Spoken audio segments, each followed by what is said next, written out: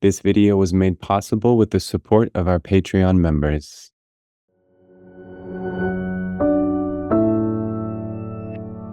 Welcome and thank you so much for tuning in to Psychology Is. I'm Nick Fortino, and today I have with me Dr. Todd Rose. So welcome, Todd. Thank you so much for joining us. It's great to be here. Let me give you an introduction here. So Todd Rose is the co-founder and CEO of Populous, a nonpartisan think tank committed to ensuring that all people have the opportunity to pursue fulfilling lives in a thriving society. Prior to Populous, he was a faculty member at Harvard University, where he founded the Laboratory for the Science of Individuality and directed the Mind, Brain, and Education program. Todd is the best-selling author of Collective Illusions, Dark Horse, and The End of Average. So, as I was mentioning to you right before we pressed record here, I've read Collective Illusions, and I'd love to hear a little bit about your other books as well, but we'll mainly focus on this phenomenon of collective illusions. I have the pleasure of teaching social psychology at a community college, and my students and I really enjoy learning about your work and kind of figuring out how it applies to our own lives. It's Mm. really, really interesting. So just want to say, first of all, too, congratulations, on all your success. It seems like Populous is thriving as a think tank and really contributing a lot of novel knowledge to the field of Thank you. psychology. So Yeah, congratulations on all. thank you. It's been a lot of fun. It's Awesome. I think some people hear the word think tank a lot, and I doubt that everyone actually knows what that means. Can you explain what is a think tank? well, it was the best thing that we could decide to call ourselves, which it for us it was just we had a lab at the university and we felt like a lot of the issues we were grappling with had broader societal implications and we wanted a little more freedom to to Mm, to engage in that kind of especially culture work. But think tanks usually, well, almost by definition, they're about ideas, right? So mhm, starting with the ideas, and that's true when in the academy, so like that. So they're similar that way. Most think tanks are policy oriented, though, so they tend to right, be pretty tied to DC or state level policy stuff. We're very, very different in the sense that we'll do some policy stuff if we have to, but that's like not at all right, interesting to us. We are right. like a culture first think tank. So we believe we've got ideas that might be valuable, and we are really, really interested in engaging in the sort of public narrative and shaping culture because I think everything, institutions, politics, policy, they only go as far as your culture allows. And so we feel like culture is a pretty big lever for change. Nice. And my understanding is that, one of the main things you do at Populous is um, kind of highlight discrepancies between private and public opinion by designing surveys in a way that ask Yeah. for people to anonymously share what their private opinion is about various issues, and then to also share what they assume other people think about those same opinions. Yeah. Well, what's really funny about it is we are probably the most famous for that now, and it was completely accidental that we got into Mm, it. We, mm, were the wonky thing I can say this because as we're all in that same space, like, what we're really obsessed about is, broader social paradigms, the mm, fundamental assumptions that animate entire societies because, like, we believe deeply that the crises we're dealing with in America aren't they're not tinkering on the margins with things. I mean, we're arguing over pretty fundamental first principles about mm, who we are as a people, where we go next. And, my background's in neuroscience, psychology, and complex systems. And I felt like, well, wait, I believe what comes next, if we get it right, is we can go to a truly positive sum society rather than we often operate as if the world's zero sum. mm. And so we also have a theory of change about how you shift paradigms. So we really do that, and then started in 2016 when people were shocked with the election results, and a lot of our donors and investors were like, we don't know anything about the American public, and they're like, you need to figure that out. And so we're like, okay, so we went into the academic literature, and we realized, well, wait a minute, there's a lot of methodologies that exist to deal with social pressure and other distorting effects to public opinion. They're just not widely used at scale, in part because they require different kind of expertise, and they're very expensive. Mm. But if everybody's lying about their views, which, as we can talk about, that's definitely what's going on right now, Yeah. then Mhm. what other choice do you have? So we've been doing that mainly to get like the insights we needed, right, to do our paradigm work. But then along the way, we discovered this, as you pointed out. We would ask not just what they think and not just what they'll say publicly, but what do they think most people think? Because as you know, I mean, like, this is basic social psychology. We are a deeply social species. And, you can't even understand individual behavior without understanding the groups that you belong to. That contextual force is pretty strong. And what we found over and over again was that people are just radically misreading their own groups. And this is this concept of a collective illusion, which is, I'm sure you know, like, that phenomenon's been around for 100 years, but Mhm. it's gone by of various names. Like, I took the liberty of changing the name because in the literature, it's called pluralistic ignorance, which Mhm. drives me nuts. Like, because it's a bad name when, every academic paper usually starts out with, "Well, okay, this is kind of a misnomer, 'cause it's not pluralism, and nor is it, ignorance." It's not that you don't know about your group, you think you know and you're wrong. Mm. Right. Which is more dangerous, of course. Yeah. Yeah, and you say, you defined it well right now, but I'll just read a little bit from your book that, simply put, as you say, collective illusions are social lies. They Mm. occur in situations where a majority of individuals in a group privately reject a particular opinion, but they go along with it because they incorrectly assume that most other people accept it. I Yeah. noticed too, right on the very front of your book, one of the endorsements was from the author Adam Grant, and he wrote that your book is an illuminating analysis of why groups believe things their members don't. And that's a phrase that captures it nicely, that groups as a sort of super organism believe something that each of its constituent elements don't actually endorse. And Yeah. so how does that happen? So I know that's a very open-ended question, but That's let me perfect. pose that to you. How No, does it's that perfect. happen? Because what's funny about collective illusions is that, while there were examples of them, and I talk about in the book all the way back to, like, this Elm Hollow study, which was one of the Mhm, first public opinion studies ever done. Um, but, like, in the '70s, psychologists were like, "Listen, this just doesn't happen very often. If anything, we have a bias toward assuming everyone else is like us." And mm, so that's the phenomenon we should focus on. But as I'll explain in just a sec, with the rise of social media, that's not the problem anymore. And so if you think about, so we'll talk about how they've gotten on steroids with social media, but just like how they form, because it's pretty crazy. Like, how are you wrong about your group? And so mm, you just need to know like two things about how your mind or brain works, right? Like, first, we all have a conformity bias, all of us. Uh, and that's not necessarily bad, right? Like, it's just all else equal, you'd rather be with your group, not mm, against your group. mm, And in the book, I lay out some of my favorite examples of this, this kind of conformity bias is true even about things like who you think is good looking. It mm, matters what your group believes, and there's some real survival value to that, right? Like, it's you don't survive very long when you're outside of groups, as human beings. So, but for that conformity bias to be productive, you actually have to know what your group believes, because otherwise, mhm. what are you conforming to? And Right. this is where it's tricky, right?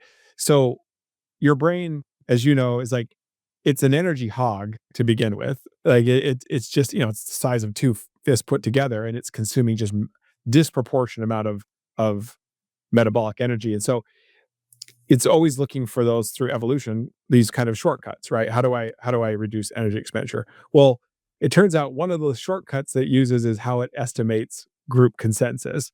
And it uses this shortcut. Your brain assumes the loudest voices repeated the most are the majority. So in a sense, it mistakes noise for numbers. And look, it was probably always a little like finicky, but it worked reasonably well when we lived in small groups and we kind of knew each other. Mm, But now let's take just social media, and this is where this becomes a huge problem. If you just look at what was Twitter, is now X, the research on that is pretty clear. Roughly 80% of all the content generated on that platform is created by 10% of the users. And those users aren't even remotely representative of the broader public. They are extreme on almost every social issue. good. But then you can see this problem. If 10% of people hold a sort of fringe view, but you think that it's 80%, Mm, then unless you're willing to go against your group, which very few people really are consistently, then you'll self silence or you'll even outright what Tim Curran calls preference falsification. You'll actually lie about your views um, to go along to get along. And if enough people do that, then the only voices anyone hears from are these fringes, and the result's a collective illusion. And just to put it into modern context now, we just published this is called the social pressure index, looking at where people were lying about 64 of the most sensitive issues in the country, 19,000 person sample. Um, and we first asked people point blank, like, would they even admit to the fact that they have self silenced in the last year alone? Like, withheld something they really wanted to say because they thought they would offend somebody else. And so they just didn't say it. 61% of Americans admit to self silencing in the last year. I mean, it's just unbelievable that level. And so that this sense of social pressure to have the right opinion, because we believe that our groups believe things they don't. And what's right. funny is it would be one thing if it was just like one or two issues, but we have more private opinion data on the American public than anybody. I'm quite certain of that. If you name anything that matters, it is a coin toss whether you are right or wrong about what your group believes. It's just it's crazy. Mm. Hey, I mean, I would be in that 61%. I'm reflecting on this on a personal level, and I definitely um, am victim of this. Yeah. What's so interesting is, how liberating it must be to actually speak with your mind and say what you really think, and then realize that the group maybe does agree with you, even though it appears as if they don't. Yeah. Right. Because if you think about human beings have a deep desire for expression. And in fact, the research on self-silencing is pretty wild. Like, it's consistently linked with cardiovascular disease, Mm, particularly in women. I don't think it's just women, but that study I'm referencing was done with women. Like, greater levels of self-silencing, withholding your views. It's yeah, not that surprising. You don't want to withhold your right, views, and it right, creates an internal stress. Like, cortisol, elevated cortisol is bad for mm, your body. right, And, but what we were starting to find is that, and we can talk about some of them, it's just crazy how bad they are. But I think that, like, number one, if you realized that the self-silencing, you're self-silencing to belong to the group, but like, or you're lying about your views so you'll belong. But if that's not what the group really believes, you're actually doing real harm to the group. So it's mm, not just the individual consequences, although those are true. There's also collective consequences that, whole societies can be undone by these things. mm. So just to kind of, summarize my understanding of what a collective illusion is, and make sure everyone who's listening is kind of um, in stride with us.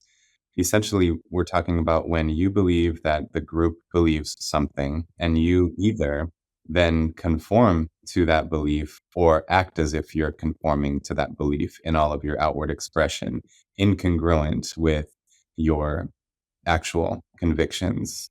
Right. And And, you talk about like the Thomas theorem, the idea that, um, I remember there's like a good one sentence way to summarize it. If people define situations as real, they are real in their consequences. And I Yeah, think this is profound, and we see this on an individual level when an individual is delusional and they're having this erroneous perception, regardless of how discordant that is from reality, they act as if that's true. The delusion is a perception that is, of course, not real, but it's real to them, and it yep, gives rise to their emotions, and it fuels their behavior, and they act as if it's true, that's right, and which then the consequences are real, and the we're consequences are seeing real. that we're seeing that at societal level now, Absolutely. um, when enough people believe this is what we believe,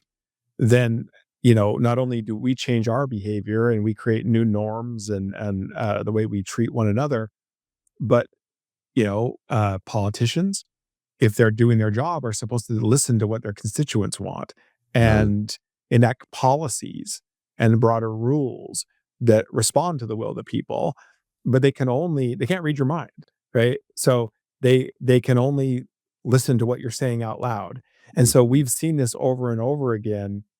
I'll give you a concrete example, and you can do this with either political side. This is this is all of us. It's not just one, but one specific thing where we played a role in this was, 2 years ago, with the 3 years, 2 years, range, with the whole defund the police movement, mhm, right? Now, like, yes, there were problems, and then we should solve some things. But the idea that you're going to completely get rid of police and have social workers show up is just kind of yeah, silly on the face of it, right? mhm, But we had private opinion data and public opinion data at the time showing that uh, self-identifying Democrats, you would get close to 60% publicly said they were in favor of defunding the police. yeah, In reality, back then, it was only 9%. wow, And so we actually, in this case, we ended up spending several sessions at the White House right around the State of the Union address because President Biden and his team were like, "Wait, like really? Like, because we're pretty sure this is what we believe," and like, "It's not true." And so we had to show them like this. So we got one line in the State of the Union address, which was, "It's not defund the police, it's fund the police." um, Because but it's like you see this play out from the consequences, places like San Francisco and Seattle enacted policies that, and it's not my opinion, they've undone the policies already mhm, because they were pretty disastrous. And it's like, yeah, nobody wanted it, yeah, but we weren't being honest about our views, and that aggregated to a public opinion that was strongly suggestive of, we want this. And mm, so, we're seeing that over and over again, like, whether it's a commitment to things like free speech. It turns out in private, we deeply care about that. But there are people who are like, I don't think we care anymore. mhm, And you're like, yeah, that's super dangerous, right? Because this is so I think the hardest thing right now for people to recognize is because of the intersection of our biology and social media, you can no longer trust your brain to tell you what your group thinks. You can't. It is mhm, just never going to be reliable enough to base your right, behavior on. So we're going to yeah, have to think of a better way forward. And I'll say one other thing is like, it's funny, these illusions, they don't even require bad actors to get going. Like, they just, the dynamics of social media means everybody has a voice, which is great, but it also means that, like, people who are deeply passionate about their perspective, and it tends to be when you're on the fringe of something, you tend to be a lot more passionate. When you're in yeah, the vast majority, you take for granted that this is just the way things are. So they just have an outsized effect.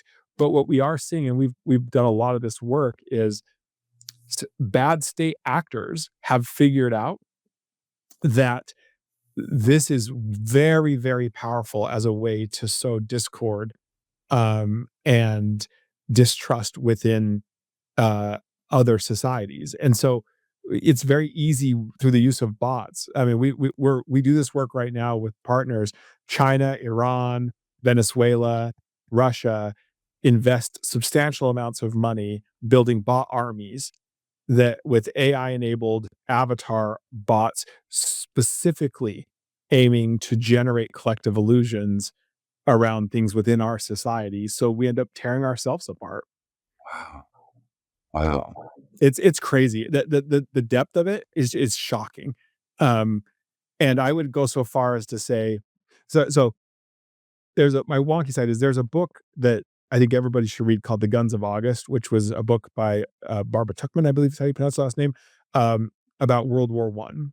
And the short version of this is why was it so awful? Why were so many people killed? And her insight was that the technology for war had changed exponentially right before the war, but the mindset about war had not.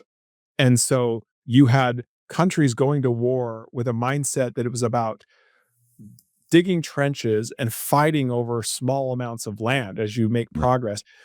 Well, that might work when you got muskets, but it's a really bad strategy when you have machine guns and chemical weapons and airplanes toward the end of it. Like it's really bad, and a lot of people are going to die, and not a lot of progress is going to be made. I I would argue that we have our own guns of August problem right now, which is the nature of propaganda is completely different than we think it is. We hear stuff like disinformation. Yeah, that's true.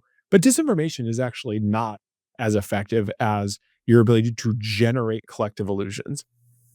Um, one other example, just to show you the cost of it, uh, in I ended up after October 7th being asked to go to Israel a month later because they had discovered something about collective illusions. They had noticed that bad actors were using social media to generate illusions in favor of Hamas.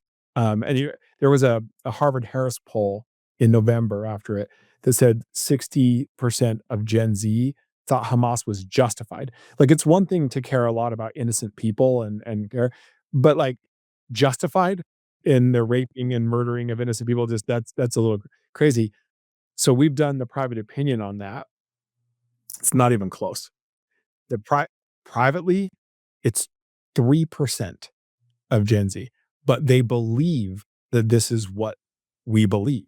And Mhm. so they end up very easily succumbing to, well, go to this rally, say these things, and then you see the escalation from like ceasefire. Okay, we can discuss that to literally Houthis make us proud. Well, the Houthis literally reinstituted slavery. like it's so it's pretty devilishly clever if it weren't so tragic. And the last thing I'll say on that part is, when we look at our private opinion data on everything from the kind of life you want to live, the country you want to live in, what you want out of education, healthcare, criminal justice, you name it, what is shocking to me is how much common ground we have as Americans. Like, genuinely, we are very similar in our fears, our aspirations, our preferences. We just don't believe we are. So, we are this polarization that is threatening to tear the country apart. It is as much a collective illusion as it is real. And yet, as you come back to the Thomas theorem, doesn't really matter, right? like the consequences will be real. But the reason I wrote the book is if you don't even know this is a phenomenon, like that this could even be true, why would you think that you're wrong about your group? And Mhm. the second reason I wrote it is that the strategy you pursue, if the problem is an illusion rather than genuine private differences, is very different, and we can talk about that. Like if it were true that we had private divisions, then you have to persuade people, right? Like you're trying to persuade. Turns out under illusions, if you try to persuade, you actually entrench the illusion and you make it worse. Yeah, right. And I can give you just to keep just keep rambling. I can give No, you go my on. favorite example of this, of all of why it matters that you understand the problem, right? you remember the Say No to Drugs campaign? Mhm. Like, you know, it was just wild. Okay, so that all came about because there was a slight, uptick in first-time drug use amongst teenagers, and so the government spent about $1 billion, got the best ad agencies in the country to come up with this campaign, and it was like a resounding success from an advertising standpoint. I think if I remember right, a typical teenager saw 3 ads a day for 6 years, like, just Wait, say it again, crazy. the typical teenager saw what you said? 3 ads 3 a day. ads a day for 6 years. Yes. And you remember, this is your brain on drugs. This is, Mhm. you know, Yeah. um, Fried eggs and things yep, like that. Yeah, yep. yep. The problem was the government had just assumed that the reason kids were trying drugs is because they were interested in drugs. But even Mm, back then, there was some private opinion data that shows that wasn't true. They were still skeptical about drugs. What they wanted is what every teenager's always wanted, which is to fit in.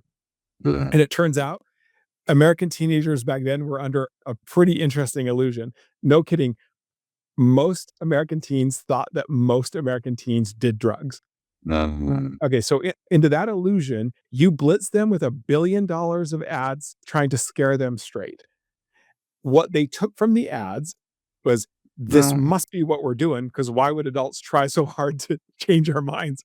And no kidding, the sort of after action research on this is pretty conclusively shown that campaign directly caused an increase in drug use amongst Wow. teenagers.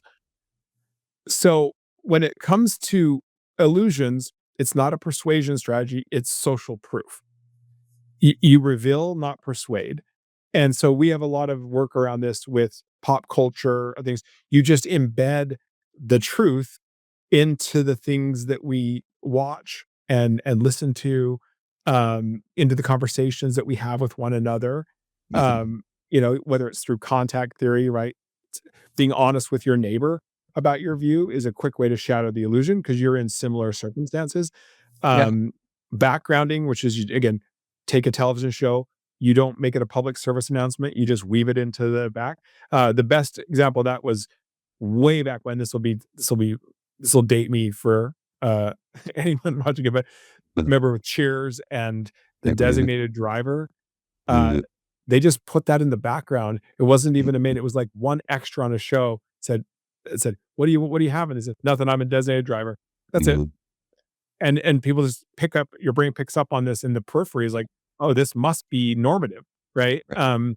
So there's a way we deal with this when there are illusions, and it really matters we get it right. And it's really not something that our politicians can save us from, right? Or our leaders in general. It's us. And so if we're not willing to find the moral courage to be honest with each other respectfully, and the civic courage to make it safe for other people to do so, then this is going to keep going. Me. So, along these lines of thinking, a better campaign would have been something like, "Listen, teenagers, actually only 15% of you are using drugs.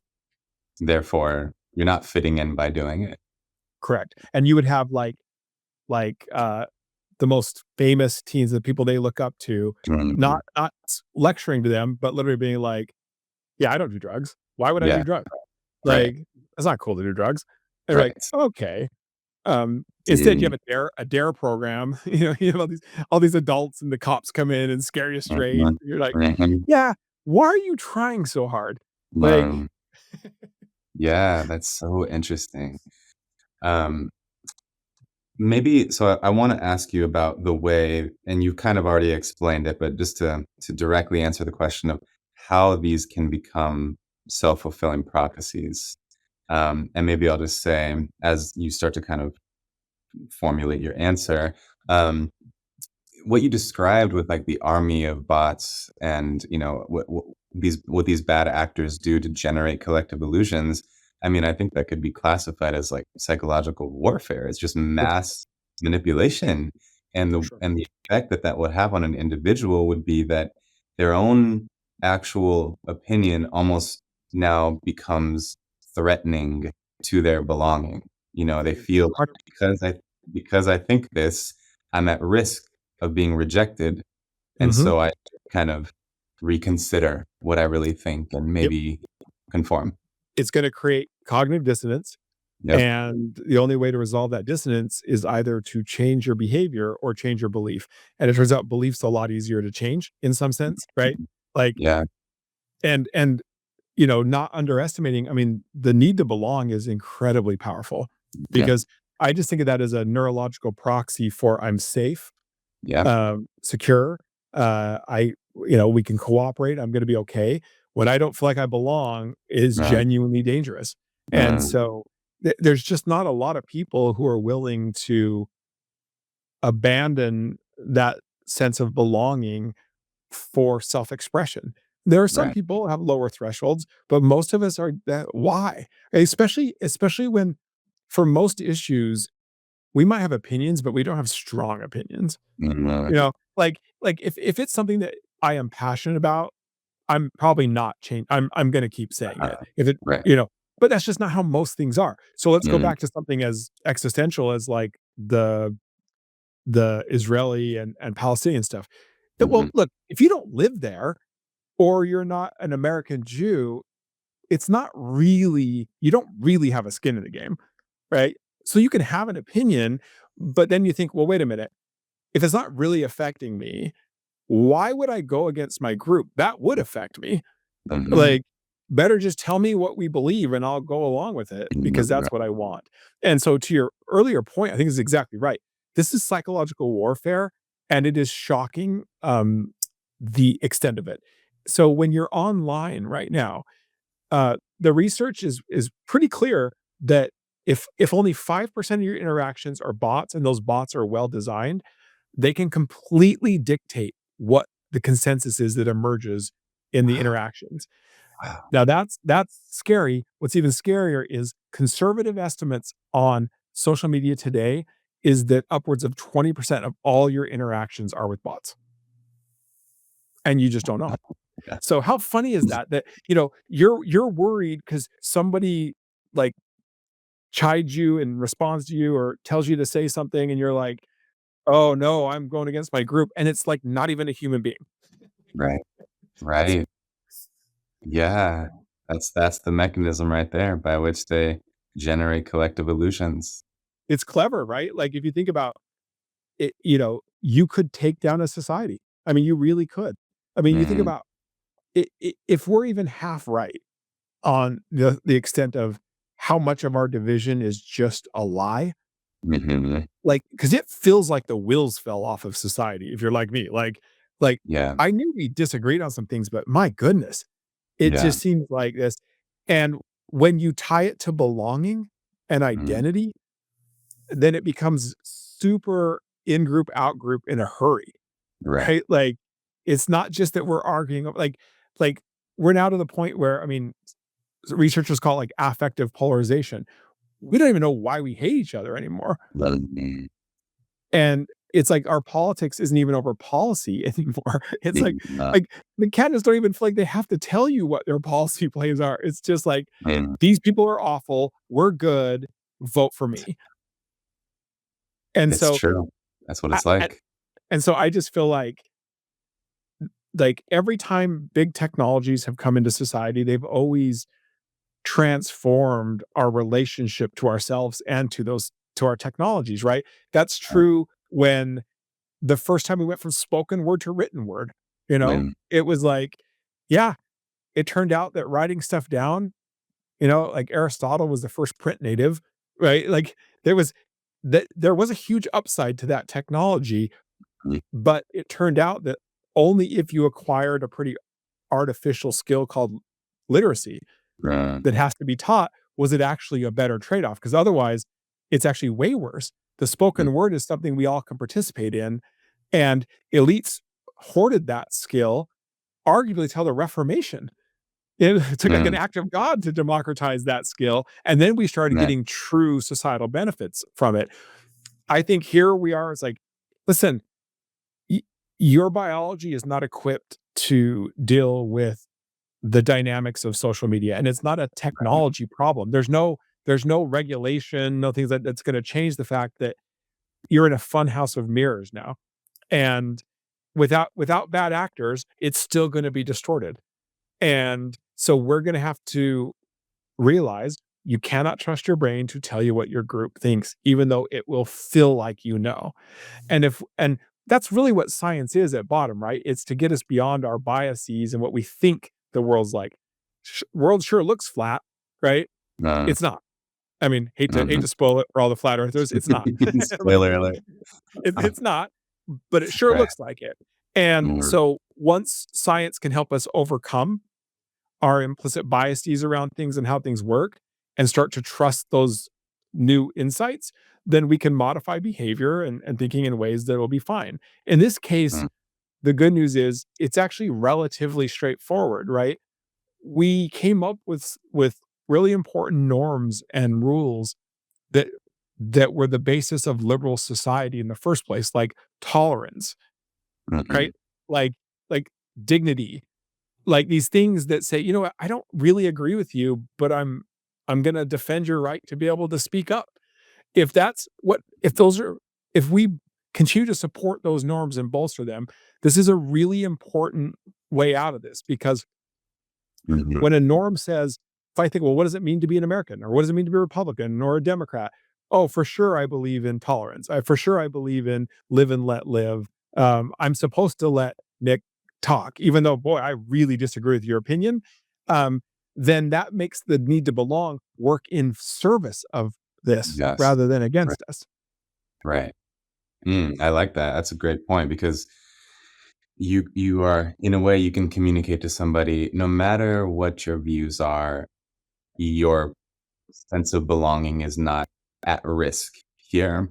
And perhaps we could even emphasize that the real thing that would threaten your belonging to a group is you not being authentic. That's And right. perhaps So, what will ensure your belonging more than anything is that you're being real with everybody, yeah, that you're saying what you really think. isn't that great? So this is where I think the social psychology becomes even more important to society. It's always been important, right? Um, but it's really funny. My early work at the university was around the science of individuality, like getting beyond Okay. aggregate data and Yeah. modeling individuals. So that's led to those methods have led to things like wins in personalized medicine and nutrition and Yeah. education. But one of Yeah. the central insights of that individuality is called the context principle, which is you cannot understand an individual's behavior independent of the environment they're operating, and other people make up a substantial portion of that environment. So Mm, even as we become better and better understanding individuals on their own terms, it still brings us back to the fact that social psychology matters in a really yeah. profound way, Yeah. um, even if you just want to understand the behavior of individuals. Mm. Just to make sure that, people can just really sink their teeth into the idea of a collective illusion, we have gone over a few examples already, but let's just Mhm. kind of reel off, Sure. several more examples, and maybe I'll start with one and then kinda let the expert speak on it, but one that I came across that made me think of your work, I was just on YouTube and came across, like, one of those street interviews where this guy was interviewing women and then men, and the question he was asking all of them was, he asked the women, "Do you think that men prefer, like, eh, eh, plastic surgery enhancements or natural features?" And he was focusing it specifically on, like, the Brazilian butt lift. And Mhm. so every single woman that he interviewed said that men prefer Brazilian butt lifts and plastic surgery enhancements, and every single man that he interviewed said that they preferred natural features. So that and then like you said, like if if people believe it's true, the consequences become real. And so what the consequences there would be all those women would likely seek out those enhancements, That's right. uh, because they're under the illusion that men prefer that when the reality is that men don't prefer that. So Yeah. that's one Yeah. example. These women doing it's a perfect example because and it's like, so, like, we can rattle these off. It's crazy. Let's stay in this space of just, we'll go to institutions in a minute, but, like, some of the most wild collective illusions I've ever seen have to do with what we mean by a successful life. So we did the largest private opinion study ever on using what's called conjoint analysis, which forces real world trade offs rather than just like Do you like money? It's like, no, no, no. Mhm, How important is that to your view of success? And you mhm, can't game these instruments. So they're really good. In fact, like this method is the New York Times said it was the best method to predict election results of any mhm, method there is. So uh, it's like it's really good at predicting private behavior and stuff. So yeah, 72 possibilities for what could go into a successful life because you can't have everything, right? Not enough time or money. And when you ask people, when you have them do it and say, "What do you think most people would say?" And they're doing this instrument, the number one trade-off priority that came up when we did it the first time was fame. Like, they think that most everybody in America defines success. Number one is being famous. Right after that is like being rich or being powerful. Okay. It turns out in private, it is dead last. Who the heck wants to be famous? I mean, like, listen, like, yeah, it could be have instrumental value, right? Like it could allow you to achieve goals there, but like for its own sake, oh, like that would be miserable, right? But right, but this massive illusion. Now we've done some work like infusing that into TV shows and stuff, which is a lot of fun to watch its yeah, effect on people. But but this particular one I wanted to bring up because one of the consequences of collective illusions is if you don't shatter them, this generation's illusions tend to become next generation's private opinion. right, And my colleagues at UCLA have studied the effects of culture and media on middle school kids for years. Just like what are they internalizing about values and aspirations and things. And up until a few years ago, it was actually pretty good. The dominant theme tended to be character related, which that's pretty great. Um, mhm, a few years ago, it switched to I want to be famous, mm, and it hasn't changed back. In fact, they were I remember what they did a little qualitative stuff by like interviewing certain kids off of this research. And I remember one kid was like, "Yeah, I want to have 1 million followers." And they were like, "Okay, cool. For what?" He's like, "Doesn't matter." It's just, "I want to have 1 million followers." So I just want so the attention. yeah, and you're like, "Oh, listen, if there's one thing we know from psychology, it is that there's certain kinds of things that do not lead to very meaningful, fulfilling Yeah, lives. And chasing fame, status in general, comparative outcomes are the royal road to misery. And the but how sad is it that like our children don't know that we're lying, right? They don't know. So you got right, this illusion. It's really funny. With this one in particular, you know, we went to our Hollywood uh uh, partners, and we're like, why do you keep showing every time you talk about success, someone's famous, someone's rich, someone's powerful. mm, Those are not things that people even remotely relate to in their own lives. And they're like, no, yeah, they do. Like, we're not, they think they're just giving people what they want. So if I'm making a TV show and I need the character to be successful, and I'm like, yeah, well, obviously most people think of success as fame. Well, then I'll make that person famous. And you know, advertisers, it's like, okay, I want to make my product align with success. Well, then I'm going to tie it to fame, right? So we're all it's just but then we're watching TV, and then the Rolex commercial comes on, we're like, well, obviously everyone cares about this, like why would people do this? And so it just becomes this like self-fulfilling prophecy. um and it's bad enough when the result is our children internalize a pretty dead end view of a good life. yeah, They'll pay a price for that, and then they'll have a midlife crisis and figure out it doesn't work.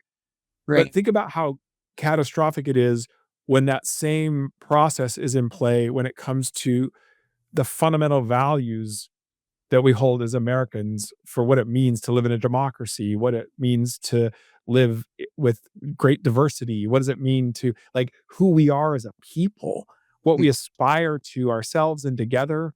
Like these are all under collective illusions right now. And unless we're aware of that and we're willing to take some responsibility for it, it's not going to end well. I wanna keep rattling off examples, but I wanted to ask you about the very thing we're talking about right now. Um, I this point that the next generation can internalize the collective illusion as their genuine value. Um, is very, very interesting to me, and it makes sense, right? That they grow up and they think everyone believes that, so they really do become, like, privately accepted as their own. And so one thing it makes me wonder is like, well, I'm a generation subsequent to many previous generations, so I wonder how many of my own values were the internalization of collective illusions of previous generations. And then you kind of did answer this, but the question becomes too, how if at all, can we kind of get back to a sort of original value? Let's say if we're talking about success, the original value being fulfillment and connection instead of fame. If the next generation internalizes fame and status, how are we have we lost something from the human value system forever, or how will they ever return to the actual original value? That's a great question. I mean, my thing is it will be a hard return. I mean, it's not too late in the sense that, like, it's not uniformly internalized yet, right? Mhm. And especially at that age, they're still impressionable and, Mhm. but I think if you get them all the way through adolescence and we have not dealt with this, Right. is very, very hard. Now, the thing is in that particular case, we know how this story ends, and so Right. people it's like it is literally the acquisition of the end goal of fame and status stuff that usually does itself in, right? Where Right. people are like, "I am not happy." Right. And, I wrote in Dark Horse was all about people who they are, like, objectively successful by society standards, and they get to a point in their life, they're like, "I'm miserable," and Mhm. they're able to make these pivots into things that no one sees them coming, Mm. and they're, like, incredibly fulfilled. So, I do think that that one's, like, a little self-correcting in the long run. It's just unfortunate that we shouldn't have to go through that. But when you're talking about things that are far more collective, like the rules we agree to when it comes to living in a democracy and the things we are willing to, like, give each other and take care of each other, when those things fall apart, right? That's really hard to get back because one of the things that I think is particularly critical here, and I wrote a whole chapter on it in the book on purpose, which is the relationship between these illusions and social trust. Because I can't think of a better predictor of societal stability and flourishing than social trust levels. Because social trust is just trusting strangers, like, and it's such a funny for how predictive it is. It's so simple. It's just a gut feeling whether I think most people can be trusted.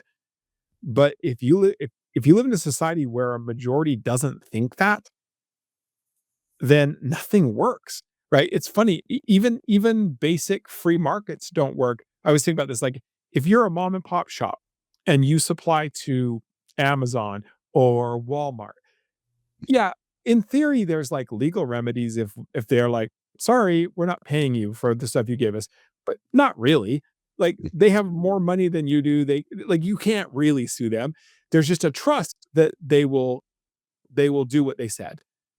If that doesn't work and you're already seeing, by the way, like, think about the spiral when, like, CVS and Walgreens are like, "Well, you decriminalize theft," and then people start to steal, and then they start locking everything up. I was in Seattle just a couple months ago, went to a CVS, literally everything is locked up, and what that signals to me is that people can't be trusted. But it's like it's just a spiral and, like right now, we have some of the lowest levels of social trust in America ever recorded, and I think it's like 38% of people is all that believe most people can be trusted. It's Do you compare that with, like, Scandinavian countries where they tend to be held up as the exemplar of, like, high trust societies, and they're usually in, like, the mid-50s, sometimes 60. It's that gap that matters a lot, but here's what's interesting.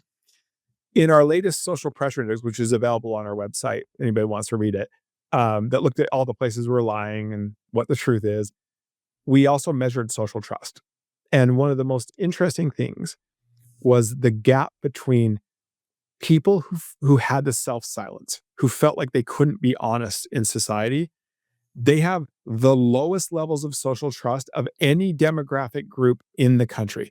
Only 30% of them believe most people can be trusted. Because, of course, right? If I don't even think my society allows me to be authentic, not even dangerous, just like I have a different opinion, and yet I might lose my job or I might get kicked out of the club because I said something different. Why would I trust people?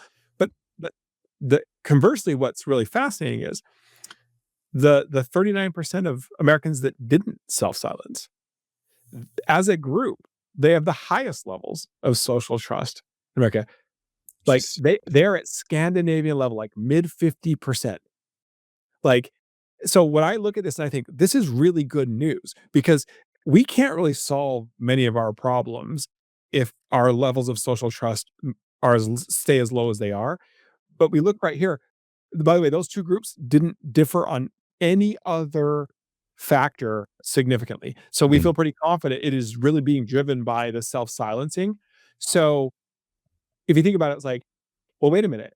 If all we do is take collective illusion seriously, and we realized the personal, interpersonal, and collective consequences for us not being authentic with each other, and we just own that a little bit, like there is every reason to believe that, first of all, those illusions shatter quick because they're lies.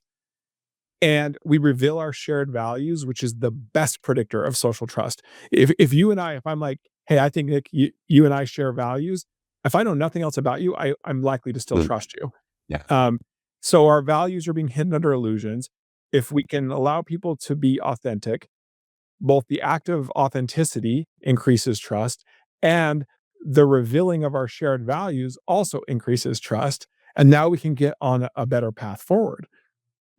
So this is why the people who are self-expressive are more trusting. Yeah.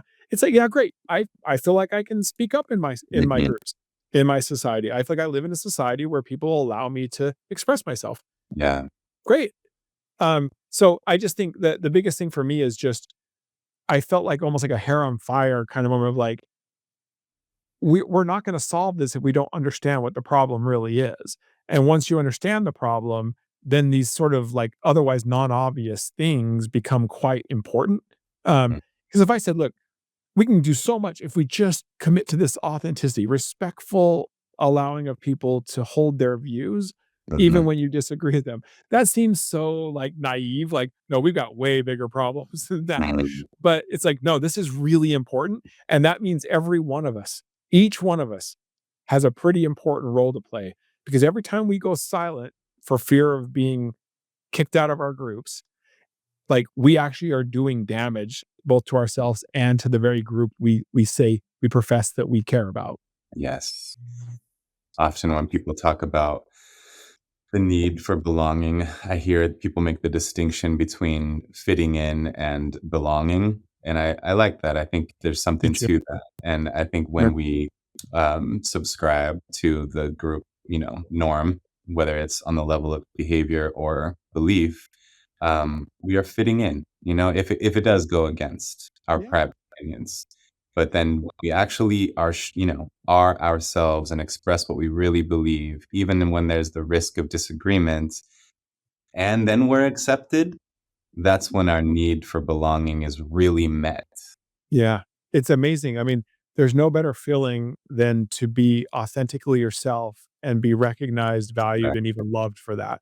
Exact And if we just say, look, right now it feels like that's not possible because internally you hold all these views and values and opinions that you believe most people that matter don't agree with you. Well, if I'm Mhm, telling you that's not true, mhm, and the small act of courage of respectfully maintaining your own authenticity can help shatter the illusion for other people. You lower the cost of courage for other people to be mm, authentic. well said. Um, and so it's like, so for those of us that at least understand this, like we do have some responsibility. And I Mm, just it just watch what happens. It's so fun. Like you'll go to Thanksgiving to just try it. It's right, amazing. And there's really fun little tricks you can do that to tease out whether it's an illusion. In the book I talked about, I'm like literally when people are telling you something, you ask them why they hold the view. And if they're just if they're just going along, they're like, "Well, because everyone believes it." Yeah. They have no explanation for their opinion, right? Like, or a really clever one that I can't believe how well it works is groups don't punish you for not having an opinion. Mm. So we have True. to have an opinion. So you can just be like, I haven't made up my mind yet. And Mm, then listen, it's like funny, or there's some pros and cons to this, and then watch everybody else grab that lifeline too. It's mm, it's mm, but what you can't do is misrepresent yourself. Like mm. it's the worst because it's one thing to say nothing, that's bad enough. But when you start lying to belong, like the very people who don't want the thing are actually upholding it. Right. Like, and it starts to corrupt you in a way just because of the dissonance, right? You've Yeah. already lied once. So you feel the dissonance, right? This is Festinger stuff, right? Like cognitive Mm. dissonance. And you're Mhm. like, well, now what? Well, one way is you say, well, never mind, I lied. I changed my mind. But if that was what you're gonna do, you wouldn't have lied in the first place. Yeah. So it's way easier just Mm, to literally say, well, this is what I believe now. yeah. And yeah, so just know what you're getting into the second you think you did it to belong, it will start to corrupt you in ways that you would have never gone along with it if you understood. Just drinking the Kool-Aid. Mhm. Um, what's funny is on a personal level, this is almost therapeutic for me, this conversation and all my learning about all of this because I've kind of been afflicted by being an agreeable person. And I know that, longtime listeners of this podcast have gotten to know me and know that. And I mention that often that I'm kind of an agreeable person, sometimes to a fault. Um, and so I've been in many situations in life where I have done exactly this, just expressed myself inauthentically because for me, it's more comfortable to be in agreement with people. But it does stir up strong feelings of dissonance and as though I'm betraying myself. Yeah. Uh, so I was kind of on that note, I wanted to ask you a personal question if you're willing to go Sure. there, which is what has been in your life in whatever social circles, something that has required courage for you to express, something that did go against what you believed the majority believed? Yeah. For me, I feel like my life has been one stumbling through one after another of these things, but at a very big level, I was raised in rural America in a community that was deeply religious, but in this case, that view took on a little more of like obedience as the most important thing, and there was a right way to do everything and a wrong way to do everything, and you know when everybody in your community professes to believe these things and what's at stake isn't just secular, you believe it's even like Yeah. your eternal sort of Yeah. like, Right. um to come to terms with that creeping sense that you don't really believe these things anymore and um be willing to risk entire communities because that's that's really what's at stake. But for me, there just came a time when I realized I just wasn't being true to myself, and that that I had to take that chance. And what was so interesting about it is, I thought I was going to lose my extended family, my parents, like, because in the community I came from, that has happened. Right. And turns out that's not what happened. And not only that, like, it allowed me to still appreciate the values and benefits that I got being raised that way, because there were some. Mhm. And some of my closest friends in the world are still members of this particular faith, and I can have a healthy respect for it, where it's just not for me. And, um, I had friends and family who went through something similar. One of them in that same community came out as gay, which was decidedly not okay.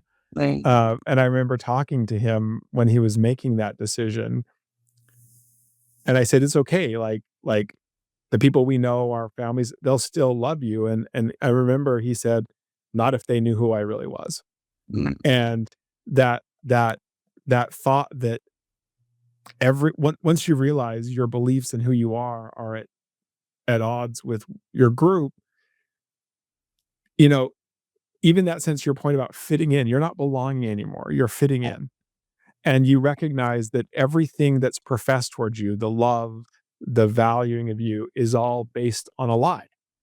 And that courage to be willing to say, I have to be true to myself now, and do that respectfully is, I think, like quite literally like the most courageous thing. I mean, but also with this particular person I have in mind, it turned out really well.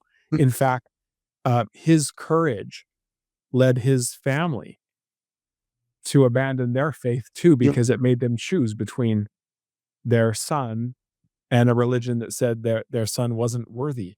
mm, Like, so no, it's not easy. And look, I don't mean, look, sometimes it doesn't mean we have to be jerks, right? It doesn't mean we have to be disagreeable. I think there's something I am way too much of a people pleaser, like way too much. I've worked on it a lot, mhm, but I don't like disagreement. mm, I like debate. It's funny. I love debate, but there's something that just I don't like being in those environments where there's that tension and I will be the first to be like, what do we do to like dial down the temperature?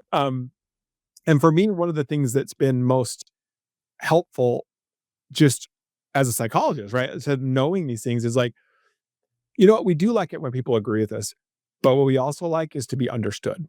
mm, And that we don't have to be disagreeable. We don't have to give up our own authentic views just so someone else feels like we agree with them, when you'll get the same level of benefit if that person genuinely believes you understood where they are coming from. yes, And so I've learned to swap out false agreement with a genuine desire to understand, mm, I and it's been amazing. The I love that. friendships I've developed, even though we genuinely do not agree on Right, really important things, but the respect that comes from, you think about when you walk away going, "Yeah, I don't agree with you, but I sure feel like you understand where I'm coming from yeah. and you respect me." Well, thank you for sharing the personal example and then, the example of your friend and that analysis was insightful. Maybe as a final question, um, like you said earlier, those things that those um, the things you believe that the majority believes, it's kind of a toss up whether or not the majority actually believes that. And so I know like this has come up in some of my college classes as students and I discuss your work, the examples of the things where the majority really does seem to believe this. And I think knowing that there are some Mhm. issues that the majority really does believe, I think instills a little bit of fear into people because they're Yeah, like, "Well, I don't know, this might be one of those things that the majority actually does believe," and so one of the correct. examples that has come up around that has been women shaving their legs, and whether the majority really doesn't approve of that, and I know I had, one student, this young woman, share that I don't know if she had the intuition that some things are collective illusions, but basically she decided to not shave her legs for a while. And then she said that what she realized was that the majority really doesn't like that, Yeah, that the attention that she got was truly negative. And yeah, so that maybe it wasn't a collective illusion, or maybe it's an example of one of those things that has become internalized that yeah, at one point was a collective illusion, but then as generations went on, became kind of a collective actual belief. yeah. Well, So you're bringing up something really important, which is, like, not everything's an illusion, right? right. And so the fact that it's like, well, how would I know? And this is why, like, in the book, I tried to give a few examples of, like, there are ways to probe on this, right? But beyond that, what I think is really valuable, especially when it gets into things that touch third rails, kind of things where we get really it can become bad in a hurry, is we come back to what we were just talking about, which is some of the very things that allow us to shatter an illusion by maintaining our authenticity in a respectful way and seeking to understand rather than just to agree are also very, very powerful tools when it is truly private disagreement. And so that idea of seeking to understand and then having someone feel comfortable enough to be like, actually, I'm not sure. I believe that, or the illusion's gone.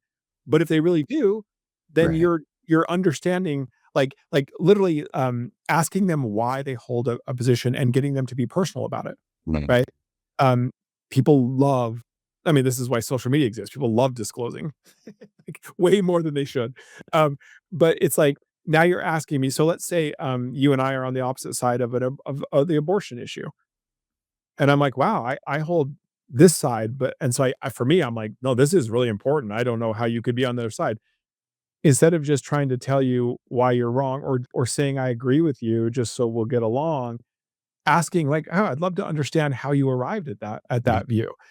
And then all of a sudden you find out that there's some horrific thing that's happened to them or some other thing. And you're like, or they're like, because well, of course we all know this is the right. And you're like, okay, so like, know, this is not your deeply held opinion, right? Right. You're just at, and but it's like, oh wow, you start to be able to empathize with something. You're like, wow, my goodness, if I were in your shoes, I can totally see how Mhm. you could arrive at that. Even though it's not going to change my mind, I still hold my view. Yeah. Um, but it's like there I love it when there are these things like that where you seek understanding rather than agreement that work regardless. Um, and but at the end of the day, it's funny that the shaving legs is a great one because a lot of these norms are incredibly hard to get rid of. Like, Like I tell most of all of my female friends, I'm like, I hate to tell you, guys don't really care whether you wear makeup. I'm sorry. that's Like, real. we just listen, if you all just stop tomorrow, we'd be like, "Okay." Yeah, Like, it's true. and they're like, "That's not true." I'm like, "No, you're doing it for each other because we don't care." Like, so Wait, yeah. it's and I hate to tell you, it's like, it's true with norms. What's funny about it and shaving your legs as a woman is a norm in society, right? The problem is that norms are things that we agree to do because we think everybody else does them, and we assume they expect us to do them.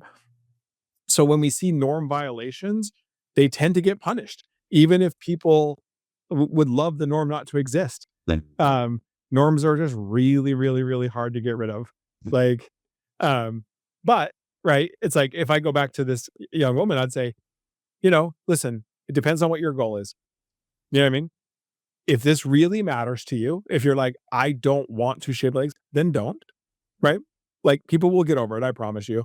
But if you're like, actually, I don't care either way, and you'd prefer just to get the glide path of whatever the normative behavior is, that's fine too, as long as it's actually your choice. yes. Yes.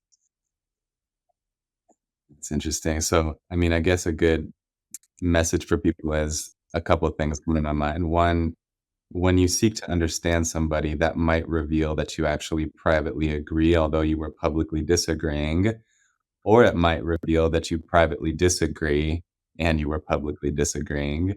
Um, or I guess suppose it could be the vice versa. It could be like public disagreement, private agreement, or public agreement and private disagreement, Mhm, or public agreement, private anyway, it could be any of those combinations, um, but either way, it's like uh, contribute to the health of the relationship by being authentic and by mhm, seeking understanding, and then, it's perhaps also a good message for me and for anyone to hear that whatever is authentic to you, if that does result in you being rejected, then whoever is rejecting you is not someone you would wanna belong to anyway. no, So it's like exactly.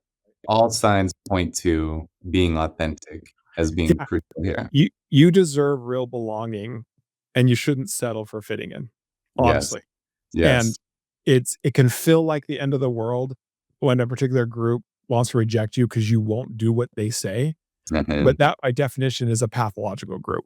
Mhm. And in the book, I talked about one of the most powerful ways that you inoculate yourself is You gotta belong to multiple groups. You have to. Like, Right. it is so important. They don't have to be massive.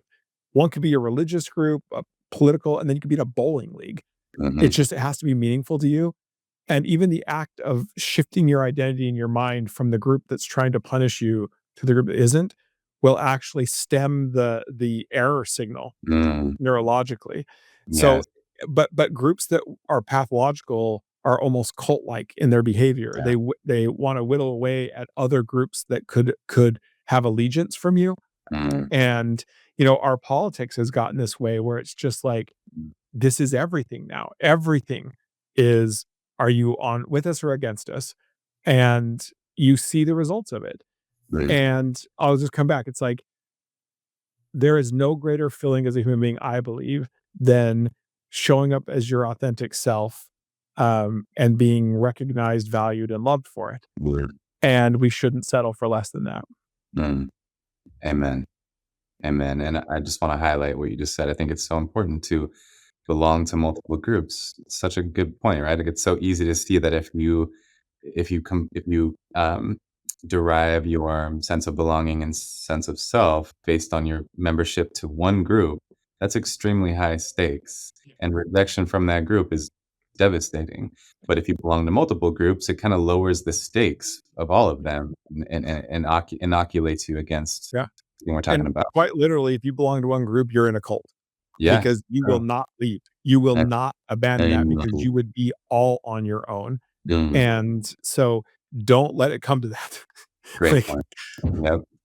If you belong to one group, you're in a cult because you will not leave. Mm, it's true. The stakes are too high. It's like a fundamental biological survival response in that case. yep. Wow. Well, what a fun conversation this has been. I can't wait to share this with students and with the Psychology Is audience. Thank you so much for your time, Dr. Rose. This was intriguing. Oh, my pleasure. It was a lot of fun. Awesome. Well, I hope and trust we'll stay connected. I plan to read your other books as well, so maybe we can have another conversation Let's do about another those one. someday. Yeah, Anytime coverage, here we come. I love it. I love it. Okay. Well, again, thank you so much, and we'll be My in touch. pleasure. Okay. All See ya. right. Take care.